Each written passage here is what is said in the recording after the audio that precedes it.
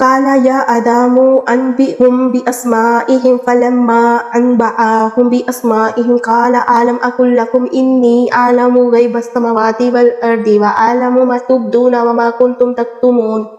حقیقت میں سب کچھ جاننے اور سمجھنے والا آپ کے سوا کوئی نہیں۔ پھر اللہ نے آدم سے کہا تم انہیں ان چیزوں کے نام بتاؤ۔ جب اس نے ان کو ان سب کے نام بتا دیے تو اللہ نے فرمایا میں نے تم سے کہا نہ تھا کہ میں آسمانوں اور زمین کی وہ ساری حقیقتیں جانتا ہوں جو تم سے مخفی ہیں۔ جو کچھ تم ظاہر کرتے ہو وہ بھی مجھے معلوم ہے اور جو کچھ تم چھپاتے ہو اسے بھی میں جانتا ہوں۔ یہ مظاہرہ فرشتوں کے پہلے شبہ کا جواب تھا۔ گویا اس طریقے سے اللہ تعالیٰ نے انہیں بتا دیا کہ میں آدم کو صرف اختیارات ہی نہیں دے رہا ہوں بلکہ علم بھی دے رہا ہوں۔ اس کے تقرر سے فساد کا جو اندیشہ تمہیں ہوا وہ اس معاملے کا صرف ایک پہلو ہے، دوسرا پہلو صلاح کا بھی ہے اور وہ فساد کے پہلو سے زیادہ وزنی اور زیادہ بیش قیمت ہے۔ حکیم کا یہ کام نہیں ہے کہ چھوٹی خرابی کی وجہ سے بڑی بہتری کو نظر انداز کر دے۔ وَإِذْ قُلْنَا لِلْمَلَائِكَةِ اسْجُدُوا لِآدَمَ فَسَجَدُوا إِلَّا إِبْلِيسَ أَبَىٰ وَاسْتَكْبَرَ وَكَانَ مِنَ الْكَافِرِينَ۔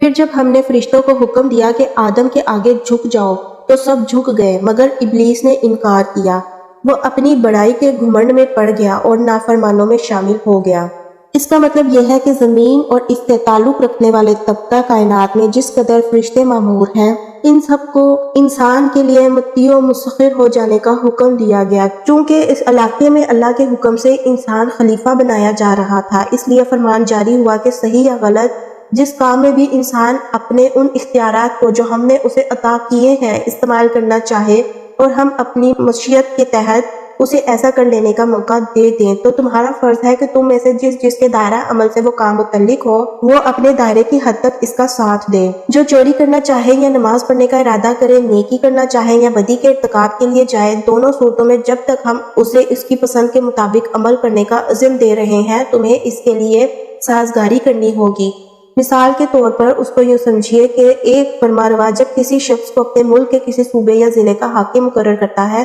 تو اس علاقے میں حکومت کے جس قدر کارندے ہوتے ہیں ان سب کا فرض ہوتا ہے کہ اس کی اطاعت کرے، اور جب تک فرمانروا کا منشا یہ ہے کہ اسے اپنے اختیارات کا استعمال کا موقع دے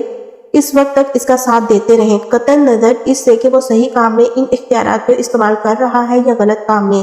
البتہ جب جس کام کے بارے میں بھی فرمانروا کا اشارہ ہو جائے کہ اسے نہ کرنے دیا جائے تو وہی ان حاکم صاحب کا اقتدار ختم ہو جاتا ہے اور انہیں ایسا محسوس ہونے لگتا ہے کہ سارے علاقے کے اہل کاروں نے گویا ہڑتال کر دی ہے۔ حتیٰ کہ جس وقت فرمانروا کی طرف سے ان حاکم صاحب کی معزولی اور گرفتاری کا حکم ہوتا ہے تو وہی ماتحت و خدام جو کل تک ان کے اشاروں پر حرکت کر رہے تھے ان کے ہاتھوں میں ہتھکڑیاں ڈال کر انہیں کشا کشا دارالفاسقین کی طرف لے جاتے ہیں۔ فرشتوں کو آدم کے لیے سربسجود ہو جانے کا جو حکم دیا گیا تھا اس کی نوعیت کچھ اسی قسم کی تھی۔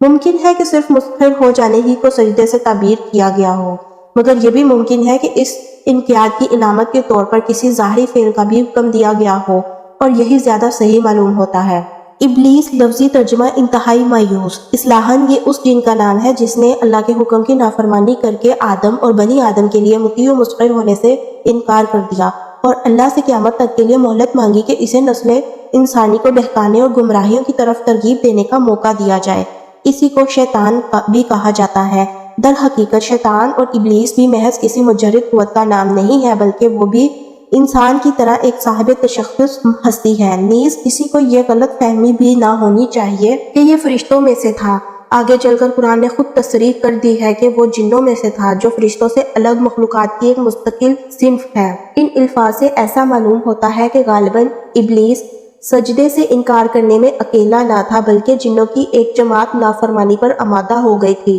اور ابلیس کا نام صرف اس لیے لیا گیا ہے کہ وہ ان کا سردار اور اس بغاوت میں پیش تھا۔ لیکن اس آیت کا دوسرا ترجمہ یہ بھی ہو سکتا ہے کہ وہ کافروں میں سے تھا۔ اس صورت میں مطلب یہ ہوگا کہ جنوں کی ایک جماعت پہلے سے ایسی موجود تھی جو سرکش اور نافرمان تھی، اور ابلیس کا تعلق اسی جماعت سے تھا۔ قرآن میں بالعموم شیاطین کا لفظ انہی جنوں اور ان کی ذریت یعنی نسل کے لیے استعمال ہوا ہے،